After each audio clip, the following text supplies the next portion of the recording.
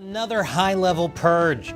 Has Xi Jinping given up on saving China's economy, or has his personal political war gone into overdrive? Welcome to China Uncensored, I'm Chris Chappell. There has been a major development in the slow-motion train wreck that is China's real estate sector. Remember, that makes up about a third of China's GDP, and it seems like Xi Jinping is ready to let it burn. The chairman and executive director of Evergrande, Hui Ka Yan, has joined the long list of Chinese tycoons who have been investigated and arrested. Evergrande was the company that kind of kicked off this whole current real estate crisis. They'd been selling apartments that didn't exist. They used that money to build the apartments, but the debt caught up to them. And now there are fears the whole company could be liquidated. And it sure isn't helping soothe investors' fears now that the guy in charge has been arrested. That could be the spark that sets off an explosion. The question is, why now? Evergrande has been in trouble for years. Why arrest Hui now? Well, we're getting back into the dirty world of Chinese communist political struggles. According to the Wall Street Journal, what sparked Hui's arrest was the discovery that he attempted to transfer assets offshore while the company was struggling to complete unfinished projects. But that explanation doesn't make sense. Hui was constantly moving assets abroad, both before and during the Evergrande crisis. It still doesn't explain why Xi Jinping moved against him now. It helps to understand why Xi didn't move against him before. The party was most likely trying to avoid a hard landing of the housing sector. A hard landing basically means a huge economic downturn after a period of rapid growth. In other words, a third of China's GDP imploding. The party did try really hard to prevent that. In July, the Politburo pledged to optimize real estate policies. And the Chinese people have so much faith in their government's ability to solve the problem that immediately after the announcement, home sales among China's 100 largest developers plunged by 34%. The problem is Xi's disastrous zero-COVID policy basically already blew up China's economy. That means people in China now aren't taking on new debt to buy property because everything is so uncertain. And since that debt was the engine that drove China's real estate market, there's basically no avoiding a hard landing, and Xi Jinping knows it. That's one of the reasons now is the perfect time to go after Hui Ka Yan. If a hard landing is unavoidable now, his arrest won't make a difference to consumer confidence, it's already shot. But it does give the Communist Party a convenient scapegoat. The CCP can even claim it was the savior by moving against the people who caused the crisis, even though it was communist policy that allowed it to happen in the first place. But there's another, much more personal reason Xi is going after Hui. I'll tell you what it is right after this quick commercial break. Welcome back. Hui Ka Yan is the latest to get purged by Xi Jinping. So you know that involves some juicy political infighting in the Communist Party. So, it's time for another episode of the people's favorite communist soap opera, General Hostility. Previously on General Hostility, Xi Jinping's greatest political rival, former Chinese leader and humanoid toad, Jiang Zemin, is dead. But his political faction is still alive and kicking.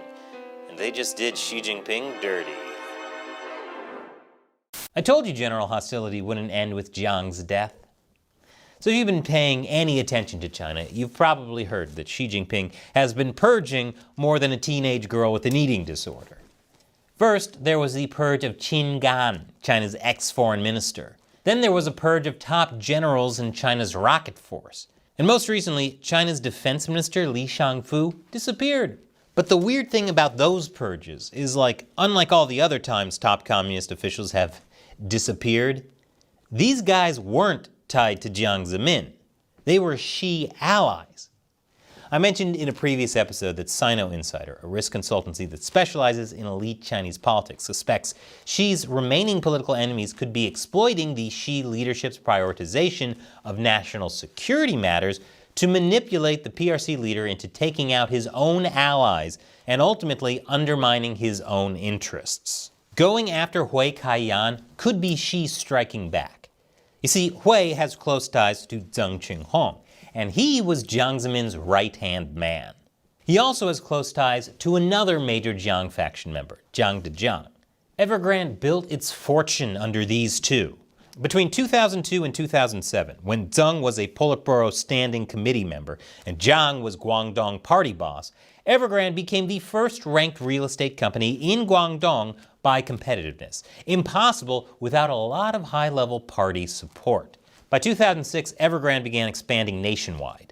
From 2007 to 2012, when Zheng became an elite party elder and Jiang got promoted to vice premier, Evergrande went international.